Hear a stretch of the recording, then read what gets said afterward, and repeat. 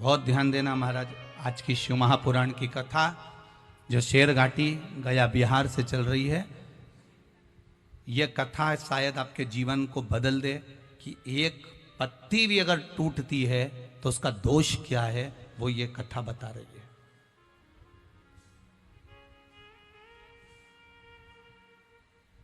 जिस दिन जिस वृक्ष की पूजन होती है उस दिन उस वृक्ष की पत्ती तोड़ने का दोष क्या है, ये राम जी की कथा कर रही है। ये राम कथा कर रही है।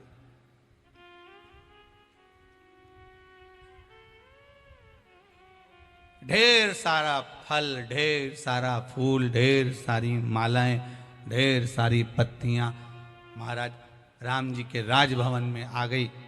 सीताराम सरकार बैठे हुए थे सिंहासन पर। राम जी महाराज ने पूछा, ये क्या लेकर आए? ये क्या है जो आप लेकर आए? महाराज श्री जनक जी महाराज ने अपने समधी के घर समझाने में ढेर सारा ये फल फूल मिठाई सब भेजी है। बहुत दिनों से भेज रहे थे, पर आप वन में थे, अब राजा बनकर विराजमान हो गए हो, तो इसलिए पूरे राजघराने का सुख देने वाली ये सारी वस्तुएं आपके यहां भेजी गई है। ये सारा साज आपके यहां भेजा गया।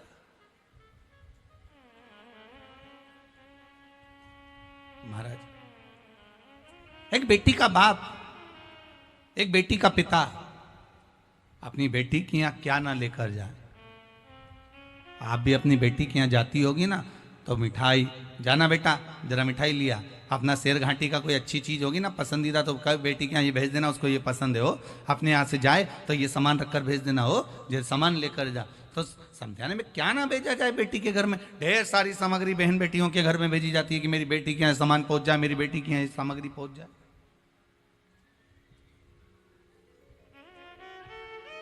ले जाओ इसको।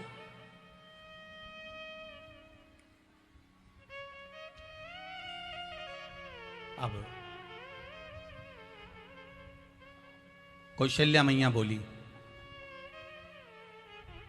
जनक जी को हमारी ओर से नमन करिएगा और जनक जी से कहिएगा आपने जो सामग्री भेजी हमने स्वीकार करी है, पर अगर पिता के घर से एक बेटी के घर में सामग्री भेजी जाती है तो वो बेटी को स्वीकार करना चाहिए पहले।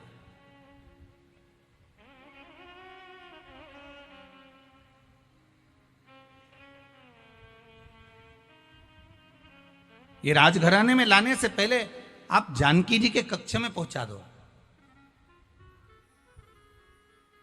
उर्मिला जी के यहां, मांडवी के यहां, शुद्धकीर्ति के यहां पहुंचा दिया।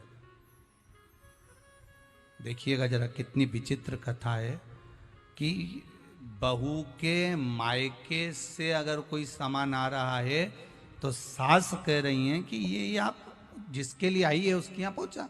और एक आज का जमाना ऐसा है कि लड़ी बहू के घर से क्या आया पहले हमको दिखाओ कि क्या लेके आई है, पहले हमको दिखाओ। और अगर बहू कोई सामान लाई और अपनी सास को नहीं दिखाई तो सास का मुंह भगोना हो गया, तपेला। बोले ही नहीं 8 दिन तो बात ही नहीं करे। क्या हुआ क्या बताओ? अभी मायके से आई थी, ना जाना कितना सामान लेके आई, मेरे को तो एक रत्ती का नहीं दिखाया, मुझे तो जरा सा नहीं दिखाया, मुझे तो बताया तक नहीं कि क्या लेके आई। अरे तुम मत देखो ना, तुम्हारे पास में सामान की कमी है क्या, वस्तुओं की कमी है क्या? ढेर पड़ा।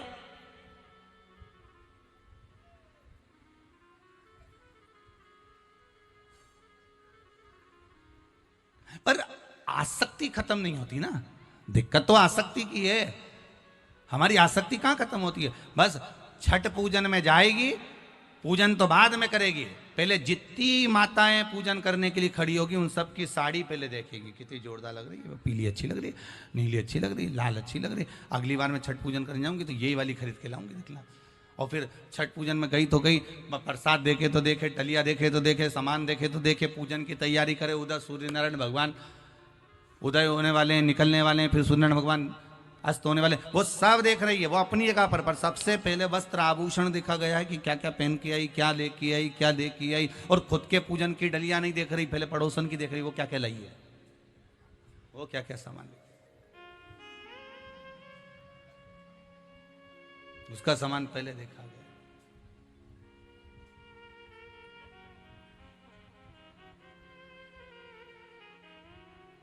अच्छा, जैसे तुम दूसरे का वस्त्र देखो, दूसरे की सामग्री देखो, शिव महापुराण की कथा कहती है, उसी तरह दूसरे में गुण भी तो देखा करो थोड़ा बहुत, कि कितनी अच्छी है, भगवान का भजन कर रही है, सीताराम कर रही है, राम नाम कर रही है, शंकर जी का भजन कर रही है, स्मरण कर रही है। पर नहीं नहीं, हम दूसरे में गुण नहीं देखते, हम दूसरे में अवगुण देखते हैं। बताओ, कैसी पागल है, दिन रात मंदिर में जाकर बैठी रहती है, दिन रात भगवान का भजन करती रहती है, दिन रात ये काम करती रहती है, इसके पास कोई काम नहीं, केवल भगवान भगवान भगवान भगवान। और बच्चा कुचा था वो सियोर वाला महाराज, हम वो और चालू हो गया शिव महापुराण की कथा, और चालू हो गया। आधे से ज्यादा का तो टेंशन हो जाएगा, शेर घाटी में अब 7 दिन क्या होगा,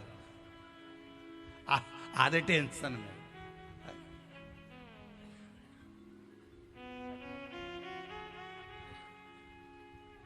ध्यान देना, घबराना नहीं, शिव महापुराण की कथा चल रही है। 7 दिन में से 6 दिन शिव महापुराण की कथा में जो ये बेलपत्री चढ़े, जिनके कमर में, घुटने में, पीठ में, सिर में, कंधे में कहीं पर भी तकलीफ हो, प्रतिदिन 6 दिन एक बेलपत्री चबा चबा कर रात होने से पहले खा लेना, दूसरे दिन लिखकर भेज देना कि शरीर ठीक हुआ कि नहीं हुआ। शिव महापुराण की बेलपत्री का इतना प्रमाण है। शिव महापुराण की बेलपत्र का इतना प्रमाण है कि आपका शरीर ठीक हुआ कि नहीं हुआ, उसको लिखकर जरूर भेजना, और नकली नकली मत लिखना हो, ओरिजिनल लिखना कि हाँ मेरा सिर दुख रहा था, मैंने बेलपत्री खाई, आराम लगा कि नहीं लगा। नहीं लगे तो भी लिखो, और लगे तो भी लिखो कि मैंने खाई, उसका लाभ क्या है। जिसकी शुगर बीपी ऊंचा नीचा हो रहा हो, शुगर बढ़ रही हो, शुगर डाउन हो रही है, वो भी बेलपत्र जरूर खाना, और दूसरे दिन नाप कर बताना कि शुगर लेवल में आई कि नहीं आई। दूसरे दिन ही नापना, रात होने से पहले खाना, और दूसरे दिन नाप के बताना कि शुगर लेवल में आई कि नहीं। शिव महापुराण का, शंकर का एक एक शब्द, शंकर की कथा का एक एक संबोधन, एक एक अनुमोदन, शिव महापुराण का शंकर की कथा और शंकर पर चढ़ा हुआ एक एक वस्तु औषधि का काम करती, एक एक औषधि। पर कई लोग बेलपत्र को रख लेते हैं, रात को खाते हैं। बेलपत्र का नियम है कि भगवान शंकर का कोई भी प्रसाद हो, चाहे तुम 16 सोमवार करो, संकट सोमवार करो, चाहे सोमवार का व्रत करो, चाहे पशुपति व्रत करो, पर कोई भी व्रत करो शंकर जी का प्रसाद रात भर नहीं रखा जाता। शिव जी की संकट सोमवार की किताब में भी लिखा है, 16 सोमवार की किताब में भी लिखा है कि आप संकट सोमवार कर रहे हो, 16 सोमवार कर रहे हो, मलिदा तैयार कर रहे हो, चूरमा बना रहे हो, रोड बना रहे हो, तो वो जो बना रहे हो उसको सबको खिला देना, रात भर मत रखना इस प्रसाद, वो रात भर नहीं रखा,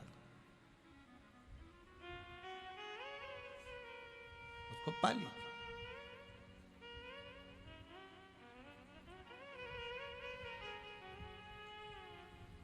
ये जो सामान आया है ये मां जानकी के कक्ष में पहुंचाओ, कौशल्या जी के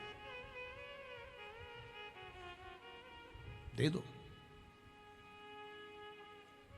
सेवक जानकी जी के कक्ष में, माता सीता के कक्ष में सेवक वो फल, वो फूल सब ले गए।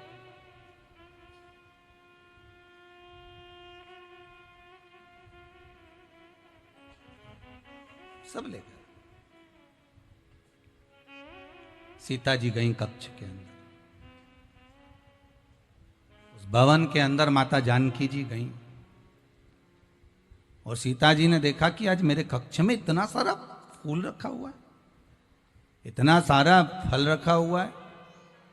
सूचना पहुंचाई प्रभु के पास में, ये फल, ये फूल इतना कहां से आ गया? कहा समध्याने से आया है, जनक जी के यहां से।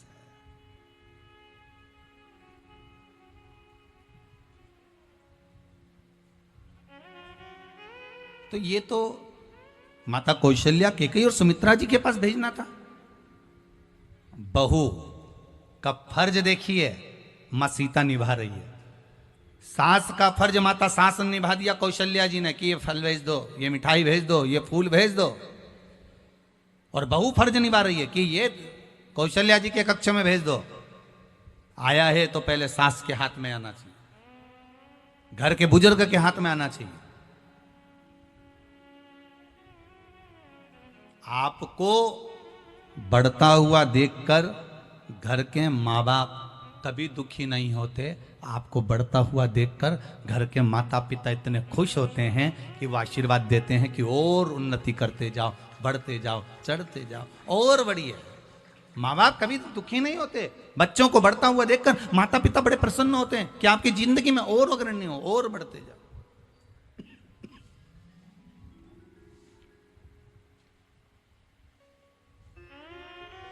आप और बढ़िए।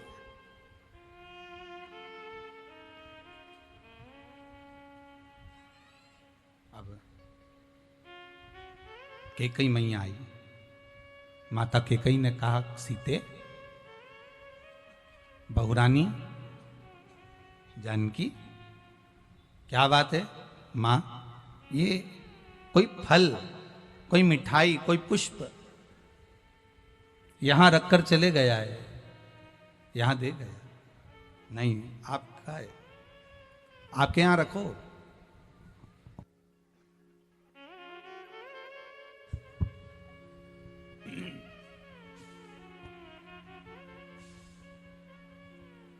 आप ये फल मिठाई अपने पास में रखिए।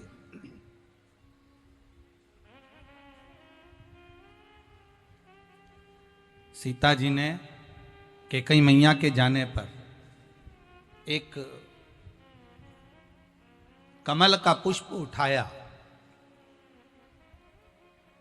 और कमल के पुष्प को माता सीता ने सुगंध ले ली। मेरे जनक जी के दरवाजे का है, पुष्प वाटिका का है।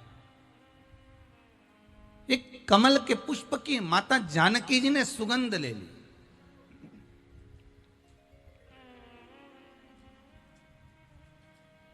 और सीता जी ने सुगंध ली और कमल का पुष्प रखा। राम जी सिंहासन पर बैठे बैठे सारी लीला देख रहे थे, क्योंकि पूर्ण पुरुषोत्तम मेरे भगवान राम है। साधारण है क्या?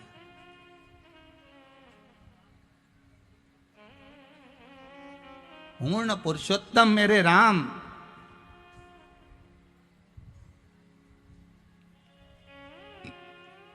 उन्हें देख लिया कि सीता जी ने पुष्प की सुगंध ले ली है। सीता जी ने पुष्प की सुगंध ली।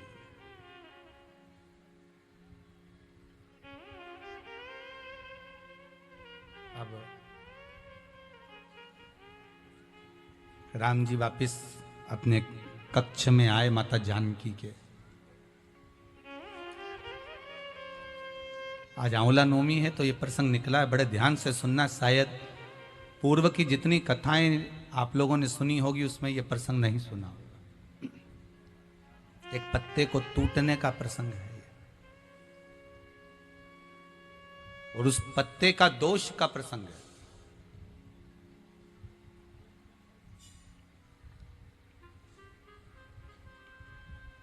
राम जी आए, मेरे राघव जी पधारे अपने कक्ष में मां जानकी के कक्ष की ओर, और सीता जी बैठी हैं। सब कुछ बताया माता जानकी ने, ये पिताजी के यहाँ से आया है, ये पुष्प है, ये फल हैं, ये मिठाई है। राम जी तो सब जानते थे, क्योंकि पहले आया ही कहाँ था? राज सिंहासन के सामने। पहले रखा ही कहाँ था? सिंहासन के सामने। सारी वस्तुएं ही रखी थी, वो तो माता कौशल्या जी ने वहां भेजा। तो राम जी को तो सब मालूम था। राम जी जो जानना चाहते थे वो सीता जी ने नहीं बताया। राम जी क्या जानना चाहते थे? कि मैंने एक कमल के पुष्प की सुगंध ले ली है।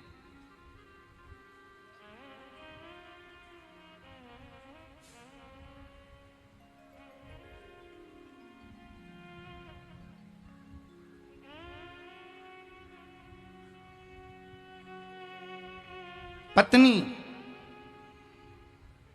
जिस वस्तु को ग्रहण करती है, अनसुईया चरित्र, श्री रामचरितमानस का, माता अनसुईया जी ने माता जानकी जी को ज्ञान उपदेश दिया था। बोलो सही है कि गलत है?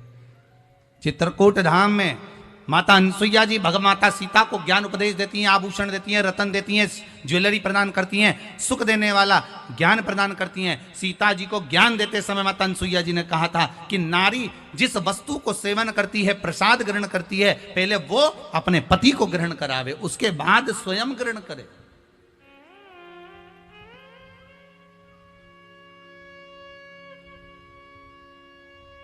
ये अनसुईया चरित्र तो सीता जी ने बाद में सुना, और सुनने के बाद ग्रहण करने के बाद भी माता सीता के स्मरण में नहीं रहा कि मुझसे आज गलती हो गई। हाँ, सीता जी ने कौन सी गलती कर दी थी? मात्र एक पुष्प को उठाया और सूंघ लिया और सूंघ कर वापिस रख दिया। पर सीता जी ने यह बात मेरे राघव जी को नहीं बताई, मेरे राम जी को नहीं बताई कि मैंने फूल सूंघ लिया है, मैंने पुष्प की सुगंध ले ली है।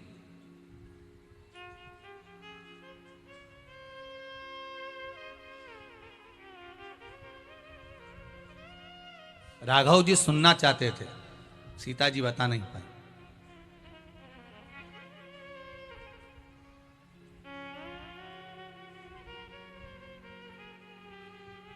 राघव जी सुनना चाहते थे कि सीता जी एक बार बता दे बस मेरे को कि मैंने फूल सूंघ लिया, पर बताया नहीं, बता नहीं पा रही। राघव जी चले गए, शंकर जी की आराधना में लग गए, शिव अर्चना में लग गए, पूजन में लग गए। शंभु शरणे पड़ी मांगू घड़ी रे घड़ी, दुख काटो दया करी ने दर्शन आपो। शिव अर्चना में, शंकर की भक्ति में सीताराम सरकार भगवान राघव जी लग गए। सीता जी बता नहीं पाई, समय आ गया, समय आया।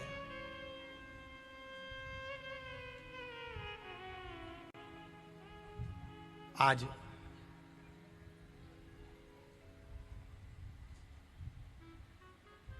ये क्रम जिस दिन हुआ महाराज, वो 9वीं तिथि थी। कौन सी तिथि थी? 9वीं, जिस दिन माता जानकी ने पुष्प सूंघा था अपने पिता के यहां से आए हुए उस सामग्री का।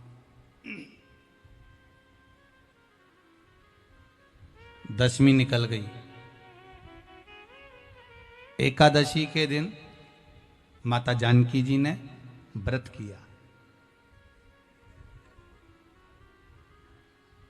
द्वादशी का दिन आया और मां जानकी वो द्वादशी के दिन एक बगीचे में भ्रमण के लिए चली गई। वहीं अवधपुरी का बगीचा, वहीं अयोध्या का बगीचा, जहां पर ढेर सारी फुलवाड़ियां लग रही थी।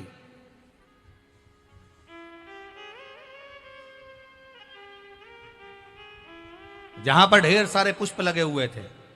मां जानकी जी द्वादशी के दिन, तिथि के दिन बगीचे में भ्रमण के लिए गई, और भ्रमण करते करते माता जानकी जी ने एक पुष्प तोड़ना चाहा।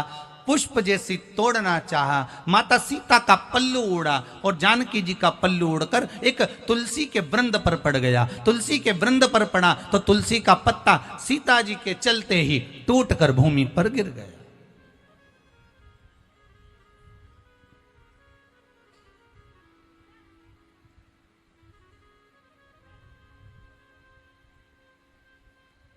टूटकर भूमि पर गिरा। एक तुलसी का पत्ता मात्र, और तुलसा जी का एक पत्ता माता जानकी जी के पल्लू से, वस्त्र से नीचे गिर गया। द्वादशी तिथि के दिन।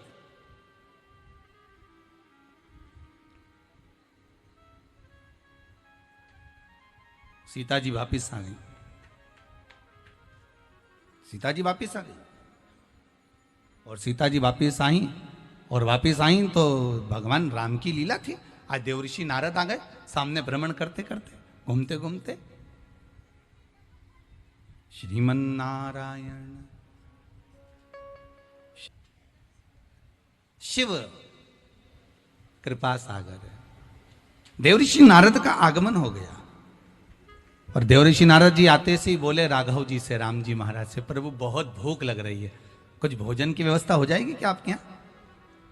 राम जी बोले एक तो तुम अयोध्या में आए और अवधपुरी में आकर बोलो कि भोजन की व्यवस्था हो जाएगी, ये कोई बात होती क्या? अयोध्या में तो कितनी कृपा है। अयोध्या के जितने साधु संत साधक उपासक जितने हैं, कभी आप लोग भी अवधपुरी जाएं, अयोध्या जाएं तो देखना, अयोध्या के जितने संत महात्मा साधु सन्यासी तपस्वी, जितने मठ जितने मंदिर जितने भी अवधपुरी के हैं, आप अगर भोजन के समय पर वहां गए हो तो प्रत्येक आश्रम में प्रत्येक संत के दरवाजे पर बिना शुल्क का बिना पैसे का आपको भोजन प्राप्त हो जाता। आप किसी भी मठ मंदिर में जाकर भोजन ग्रहण कर सकते हैं। अवधपुरी का यह सबसे बड़ा सुख है, अयोध्या का यह सबसे बड़ा लाभ है महाराज।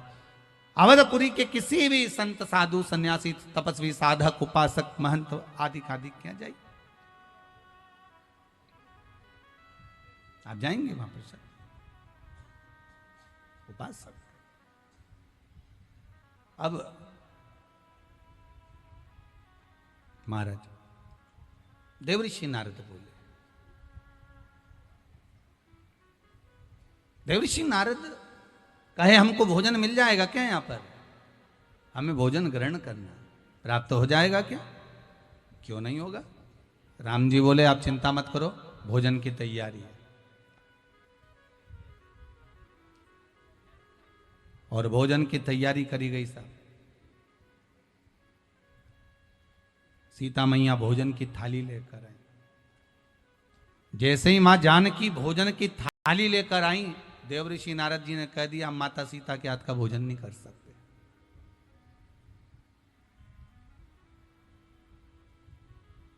बहुत ध्यान से सुन लेना माताओं, हम माता सीता के हाथ का भोजन नहीं कर सकते। देवऋषि नारद बोल रहे, क्यों? सीता जी के हाथ का भोजन क्यों नहीं कर सकते? नहीं,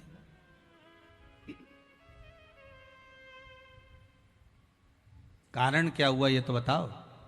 देवऋषि नारद बोले प्रभु एक तो आपके घर का भोजन करना है और ऊपर से हम बोलें कि सीता जी के हाथ का भोजन नहीं करना और कारण भी हम बताएं, तो ये कोई बात होती है क्या? राम जी बोले भोजन तुम नहीं कर रहे तो कारण भी तो तुम्हें बताना पड़ेगा कि क्यों नहीं कर रहे। कई लोगों की आदत होती है, डॉक्टर के यहाँ दिखाने गए बेटे को और पास में उसका दोस्त खड़ा रहता है। अब डॉक्टर बेटे से पूछ रहा है तुम्हें तकलीफ क्या है, तो दोस्त कह रहा है पेट दुख रहा है इसका। फिर डॉक्टर साहब ने पूछा तुम्हारा नाम क्या है, तो दोस्त बोला भेरू है। फिर डॉक्टर ने पूछा कितने दिन से दुख रहा है, तो दोस्त कह रहा 4 दिन हो गया।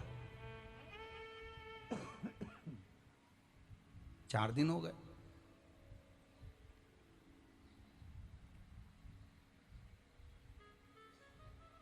डॉक्टर ने कहा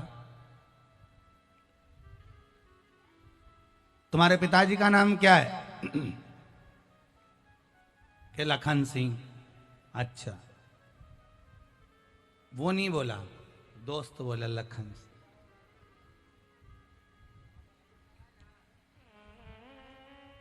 डॉक्टर ने पूछा तुम इनके पिताजी का नाम बता रहे हो कि अपने पिताजी का? नहीं, पिताजी का इनके ही बता रहा हूं। अच्छा, बीमारी इन्हीं की बता रहा हूं। अच्छा,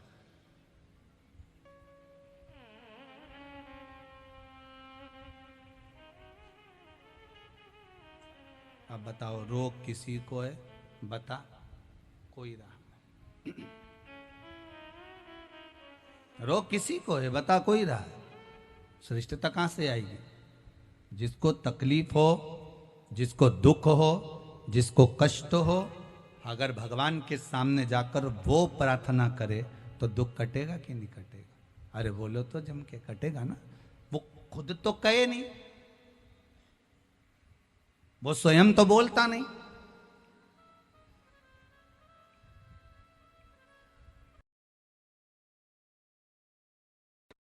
सीता जी क्या का भोजन क्यों नहीं करना चाहते हो? राम जी ने पूछा।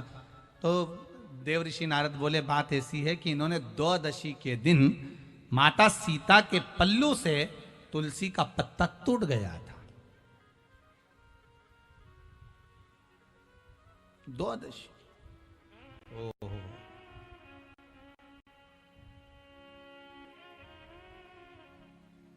क्या जानकी जी को यह नहीं मालूम कि द्वादशी चतुर्दशी और संक्रांति के दिन अगर तुलसी का पत्ता टूट जाता है तो क्या सीता जी को यह ज्ञात नहीं है कि ब्राह्मण का मस्तिष्क काटने का दोष लग जाता है? क्या जानकी जी को इस चीज का भान नहीं है?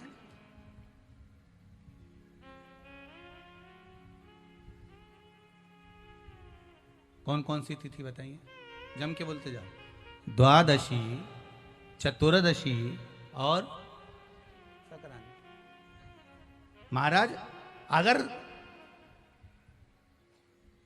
जानकी जी को इस चीज का भान होना चाहिए, ब्राह्मण की हत्या का दोष, ब्राह्मण के शीश कटने का दोष तक लग जाता है।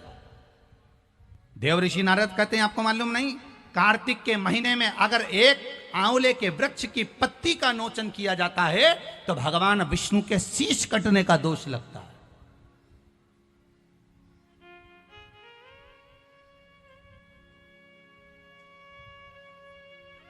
आज के जमाने में माताएं इतनी होशियार हो गई हैं, माताएं आंवले के वृक्ष के नीचे पूजन करने नहीं जाती है। अपने परिवार वालों से बोलते थी जाते जाते एक काम करना, आंवले की थोड़ी सी डाली तोड़ के ले आना, डाली तोड़ के लाना, वो रख लेगी गमले के अंदर, पूजन कर लेगी, पूजन छुट्टी हुई। शास्त्र कहता है अगर तुम्हारे घर के गमले में आंवले का वृक्ष लगा है तो पूजन करो, पर आंवले की डाली को आंवला वृक्ष, आंवला नवमी के दिन या कार्तिक के महीने में आंवले की एक पत्ती भी तुम्हारे हाथ से नहीं टूटना चाहिए। भगवान विष्णु के सिर कटने का दोष लग जाता है, हमारा शीश कटने का दोष।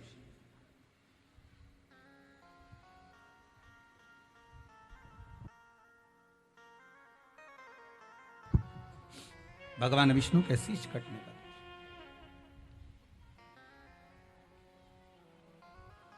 जानकी मैया, सीता जी की आंख से अश्रु बह रहे हैं। माता जानकी की आंखों से आंसू बह रहे हैं, माता सीता की नेत्रों से जल बह रहे हैं। देव ऋषि नारद से पूछा, जो तुलसी का दल द्वादशी को टूट गया है, मान लो अगर द्वादशी को टूट गया, चतुर्दशी को टूट गया, संक्रांति को टूट गया, तो इसका कोई निदान तो होगा कि नहीं होगा?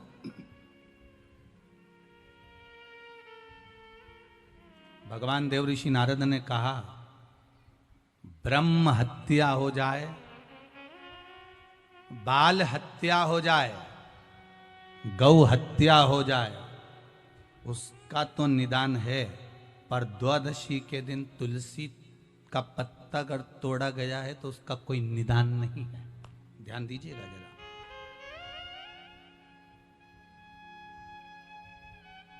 उसका कोई निदान नहीं। कुछ तो होगा देव ऋषि नारद, कुछ तो उपाय होगा जो मैं कर सकती हूं। देव ऋषि नारद ने कहा, एक उपाय हो सकता है कि मैं कहूं कि ये दान करोगे तो ये हो जाएगा, मैं कहूं कि ये पुण्य करोगे तो इससे ये दोष मिट जाएगा, मैं कहूं कि ये व्रत रख लो तो इससे ये दोष मिट जाएगा, तो ये तो नहीं हो सकता। हाँ, इतना जरूर हो सकता है, जो तुलसी का पत्ता आपके पल्लू से नीचे टूट कर गिरा है उसको आप जोड़ दीजिए, उसको वापिस डाली पर लगा दो। तो देव ऋषि नारद से सीता जी ने पूछा, वो पत्ता कैसे लग सकता है? जो टूट गया वो लगेगा कैसे?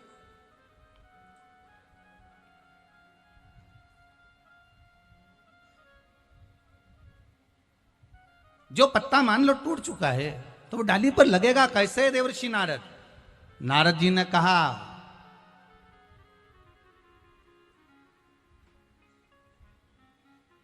आपने अगर पति की सेवा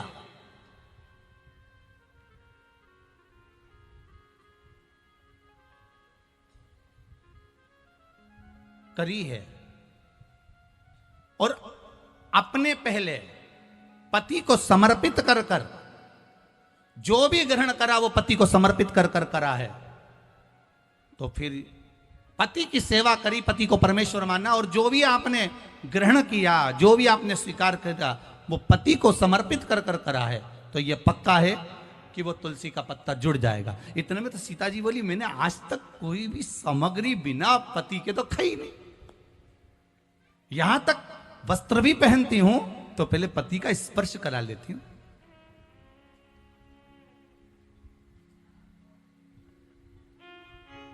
कोई आभूषण धारण करती हूं तो पति का स्पर्श करा लेती हूं। तो फिर सीता जी की कथा चल रही है, तुम्हारी नहीं हो। आज के जमाने में तो तुम ठेले पे जाके कब गोलगप्पा खा के आ जाओ पति को ही नहीं मालूम है, कब पानी पूरी निपटाया हो। क्या बोलते इधर, पानी पूरी, पानी बतासा, क्या बोलते उसे, वो पानी भर के गाते हैं, पानी पूरी, गुपचुप। हाँ गुपचुप तो हैदराबाद में भी बोलते हैं, जैसे ही मुंह में गुप आदमी चुप, उसके बाद आवाज ही नहीं निकलती।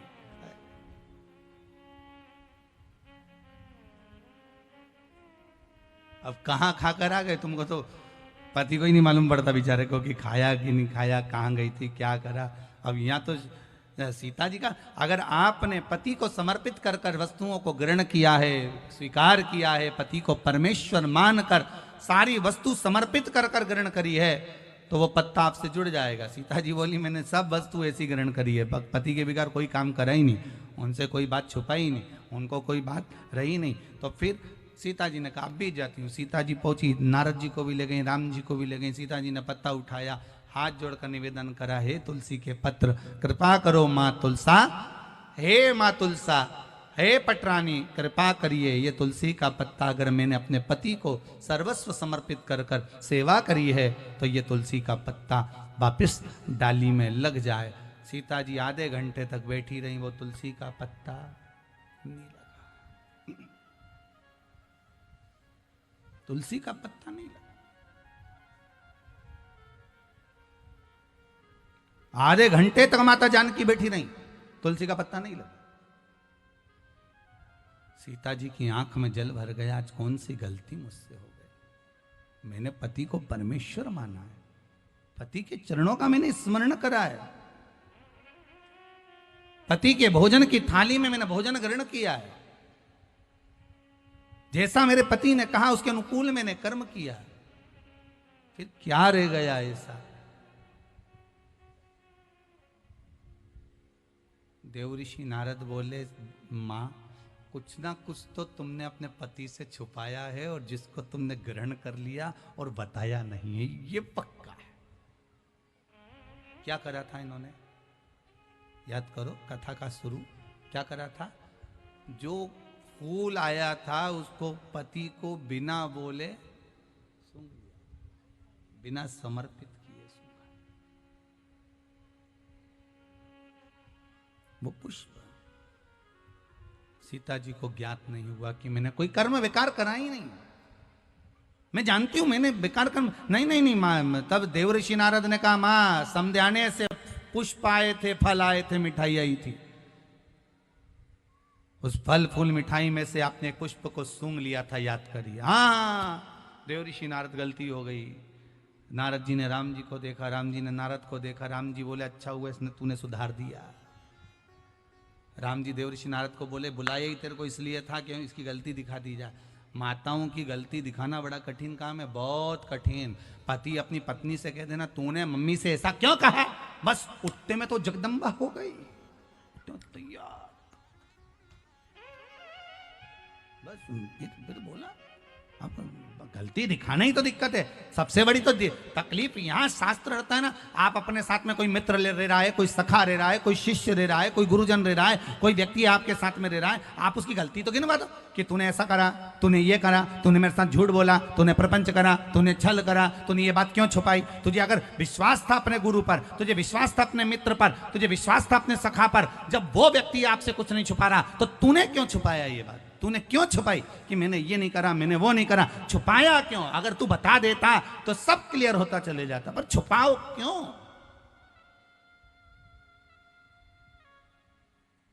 क्यों छुपाओ। हम तो यहां तक माताओं से कहते हैं मायके से अगर कोई वस्तु मिली है ना तो तुम तुम्हारी सास को बता दो मम्मी ये मायके से मिली है, सास भी खुश हो जाएगी, बाबा थारा ससुराल थारा मायका वाला बहुत अच्छा है, कितना जोरदार जोरदार सामान दे, मम्मी ये लेकर आई हूं। छुपाने की जरूरत क्या, वो तो जब तुम छठ पे निकाल कर पहनती हो तब सास को नजर आती है कंजन कहां से लाई है, तब नजर आए कि ये सामान कहां से आया, ये सामग्री कहां से है। तो सास का भी मन तो क्या, ये तो तूने मुझे बताया ही नहीं था, हाथ की पाटली बन गई तूने दिखाई ही नहीं। चूड़ा बनवाया तूने दिखाया ही नहीं, बिछोड़ी ली तूने दिखाई ही नहीं, पायल ली तूने दिखाई नहीं, तब सास का मन दुखता है। और त्योहार पे अगर सास का मन दुखे तो अच्छी बात का, जो मिले सत्यता का भाव रखिए, सब सत्य में बता दो कि ऐसा हुआ, ये सामने रख दिया, ये ऐसा था, वो वैसा था, वो पराया था, वो मेरा था, ये सब सम्मुख में रख दीजिए, विवाद का सारा काम समाप्त। विवाद का सारा काम समाप्त।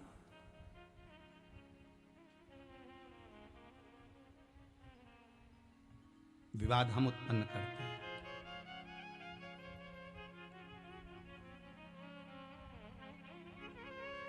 एक बात समझ में नहीं आती, व्यक्ति को सत्य बोलने में दिक्कत क्या होती है, आज तक समझ में नहीं आया। बस मरते हैं तब लोग कहते हैं राम नाम सत्य है। अब जो मरा है वो उठ के सत्य बोलेगा क्या? तो जीते जी बोलो ना।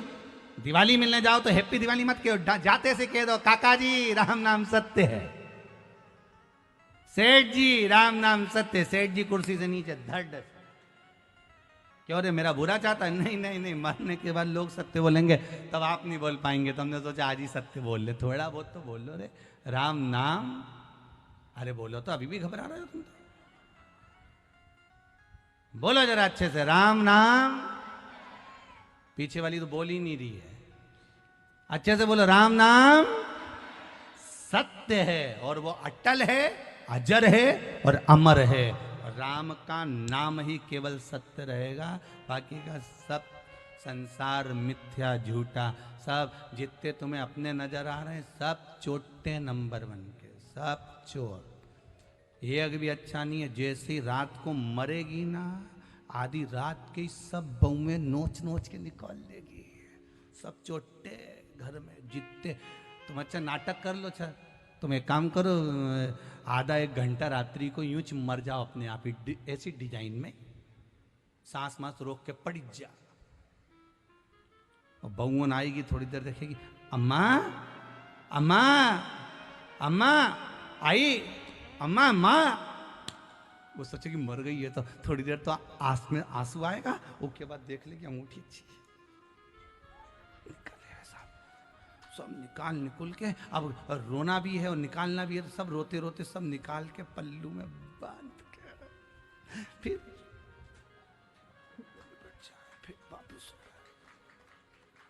वापिस कितने चोटों के बीच में रहना पड़ता है। सबसे बड़े चोर होते हैं अपने, दूसरा कोई नहीं चोर है, सब अपने। रात को मरे, सुबह तक सब गायब, और सवेरे रोने भी बैठेंगे तो ऐसी कोई बैठ जाएंगे, अपने अपने पतियों से कह देंगे मेरा सिर बहुत दुख रहा, रात को खूब रोई, समोसा पोया लिया, थोड़ा खा पी के रहूंगी। मालूम पड़े समोसा पोया आया, फिर थोड़ा बहुत के बच्चों के लिए लिया, मैं नहीं खाऊंगी, बच्चे खा लेंगे। 10 बजे तक ले जाएंगे टोकरी को, बुढ़िया को 10 बजे तक ले जाएंगे, बुढ़ी अम्मा को चल जा। और बाजार से सब सामान ला लुआ के इन्होंने रात के बच्चों को खिलाने के बहाने खुद समोसा खा गई, इडली सांभर सब निपटा गई, फिर आके रोने बैठी। संसार के लोग इतने लूटे। बावारी दुनिया मतलब की दुनिया में किसी का कोई नहीं। कौन किसका? माता सीता के संग हजारों सखी, जब हरण हुआ तब कोई नहीं। वावारी दुनिया मतलब की दुनिया में किसी का कोई नहीं। कौन किसका है? सुख के साथी हजारों थे, जब दुख पड़ा तब कोई नहीं। वावारी दुनिया मतलब की दुनिया में किसी का कोई नहीं। सब अपने नजर आते हैं, मेरा है ये, मेरा है ये, मेरा है। आखिरी में कोई किसी का नहीं। कौन किसका?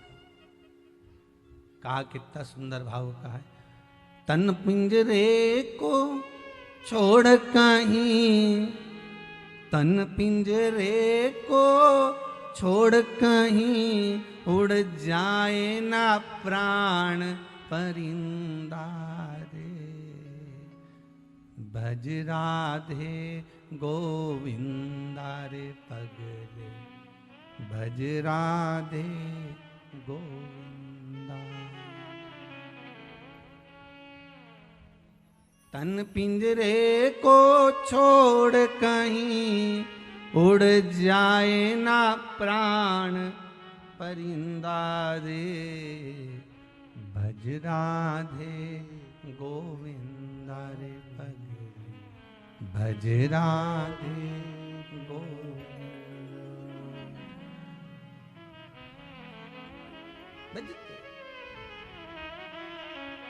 अंतिम बिंदु है, प्राण छूटेंगे। सत्य सत्य बोलने में क्या जाता। सीता जी को ध्यान आया, हां मैंने एक गलती करी थी, जो फूल आए थे उसमें से मैंने पुष्प को सूंघ लिया था। भगवान राम को बिना दिए, राम जी के बिना सुगंधित लिए मैंने सूंघ लिया। अब क्या करूं? अब बोलो क्या करा। देव ऋषि नारद ने कहा, माता जानकी एक काम करिए, अब तुलसी के पत्र को कहिए कि कमल के पुष्प की जो सुगंध ली है उसको छोड़कर अगर मैंने पति की सेवा में कोई कमी रखी हो और उनसे कोई चीज बिना दिए मैंने समर्पित कर ली हो, बिना दिए मैंने अगर ग्रहण कर ली हो, तो मेरा ये तुलसी का पत्र अगर ऐसा हो तो अवश्य लगे। अगर कुछ रह गया हो, कमल के पुष्प की सुगंध के सिवाय अगर मैंने कुछ रह गया हो। सीता जी ने विनती करी, तुलसी का पत्ता उड़ा, उड़कर वापिस पुनः उसी डाली में वापिस लग गया, वापिस लग गया। देव ऋषि नारद से माता जानकी जी ने कहा, अब तो आप भोजन करेंगे ना मेरे हाथ का? सीता जी बोली, आप भोजन करोगे ना देव ऋषि नारद? नारद जी बोले, हाँ अब मैं भोजन करूंगा। चलो मां, चलते।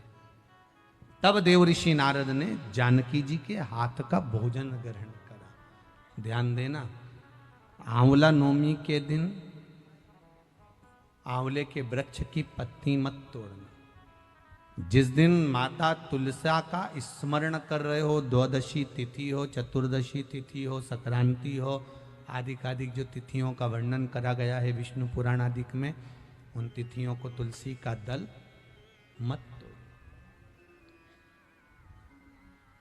अब आप लोग कहोगे गुरुजी वैकुंठ चतुर्दशी आएगी, तो उस दिन तो आप बताते हो कि हरिहर मिलन होता है।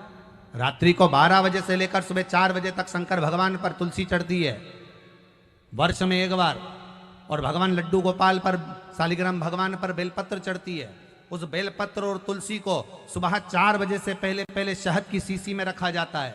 और उस शहद को जो बच्चा माइंड से कमजोर होता है, बुद्धि से कमजोर होता है, जो पढ़ने में कमजोर होता है, जिसका विवेक काम नहीं करता, कोई कंपटीशन एग्जाम उसका निकल नहीं रहा होता है, तो 1 महीने उस बच्चे को वो शहद चटाया जाता है, तो बच्चा विद्वान हो जाता है।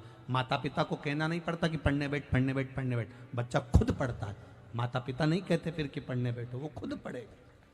तो वैकुंठ चतुर्दशी के दिन आप कह रहे हो कि चतुर्दशी के दिन तुलसी नहीं तोड़ना चाहिए, द्वादशी के दिन तुलसी नहीं तोड़ना चाहिए, तो फिर वैकुंठ चतुर्दशी के दिन जो चढ़ाना है, 1 दिन पहले आप उसको रख लो संजोकर। शिव महापुराण की कथा तो यहां तक कहती है कि अगर आप सोमवार का व्रत करते हो, संकट सोमवार का व्रत करते हो, 16 सोमवार का व्रत करते हो, और आप सोमवार के दिन अगर बेलपत्री के वृक्ष से बेलपत्र तोड़ रहे हो, तो उसका भी दोष है महाराज, उसका भी दोष है। 1 दिन पहले तोड़ो।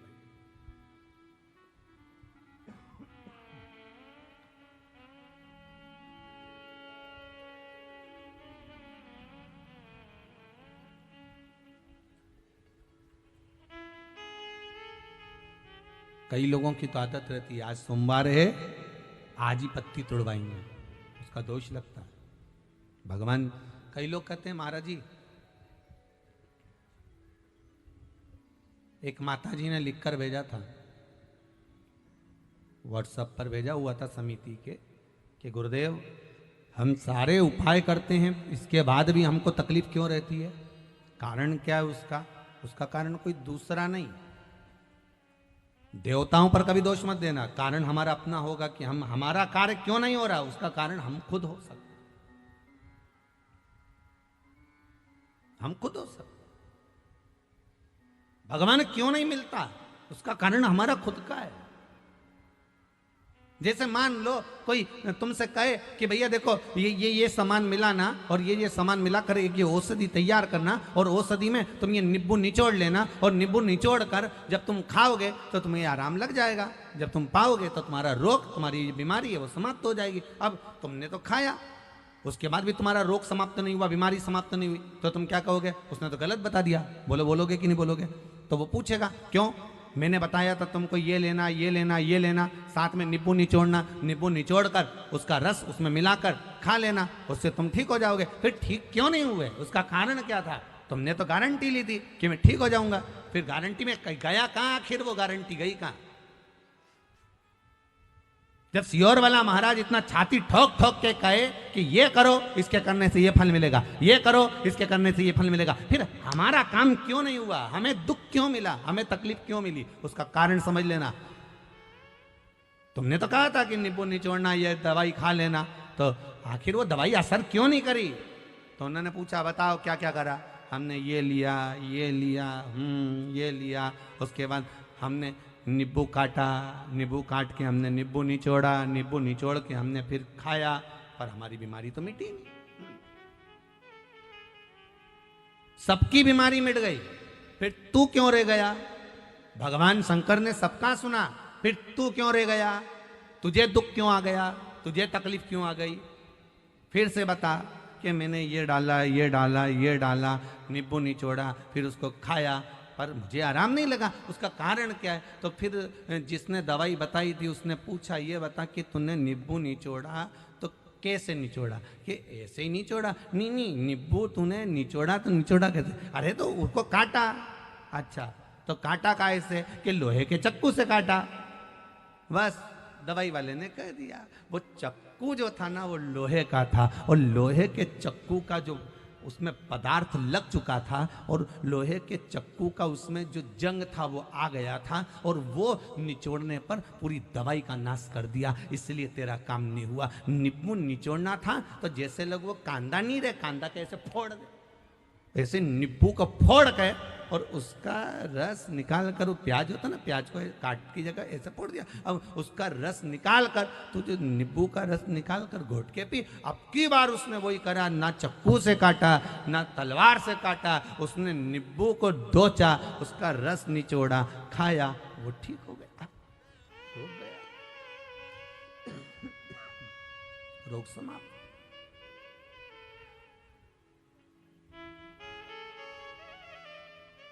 अब गलती इसमें बताने वाली की थी क्या? जम के तो बोलो, बोलो तो थी। गलती किसकी थी? अपनी। उसने कहा था नींबू निचोड़ना, इसने चक्कू से काटा, लोहे के चक्कू का भाग पदार्थ जंग उसमें लग गई, उसका असर दवाई का खत्म। गलती हमारी। आप आए नहीं और सुबह हो गई, मेरी पूजा की थाली धरी की धरी रे गई। क्यों नहीं? किस लिए नहीं?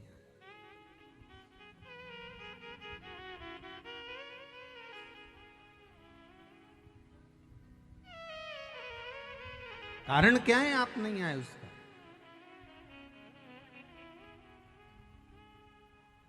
आप आते, क्यों नहीं आए? उसका कुछ कारण होगा, कुछ कारण। वो कहते हैं एक झोली में फूल भरे हैं, एक झोली में कांटे, तेरे बस में कुछ भी नहीं, वो बांटने वाला बांटे। अरे कोई कारण